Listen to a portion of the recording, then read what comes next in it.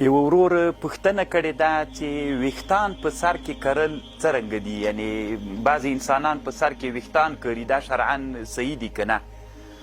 نو محترمه وروره، ویښتان په سر کې کرل علما، معاصر علما دغه مسئله باندې بحث کوي چې انسان الله پاک طبیعتا داسې پیدا کړی ده چې دا ویښتان د ده دپاره زینت دي، ښایست د انسان دپاره.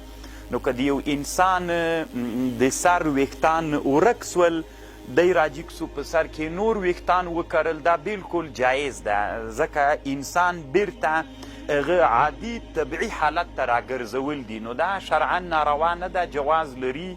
معاصر علما په دې باندې ډیر بحث کوي او جایز یې بلي. علامه دکتور زهیلي رحمه الله هم د جواز فتوا ورکړې ده، او قضایا طبیة معاصرة، یو څه علماو په شریکه باندې په معاصرو طبي مسایلو باندې بحث کړی ده، نو د جواز فتوا یې ورکړې ده. دا جایز ده چې سړی په سر کې ویښتان وکري.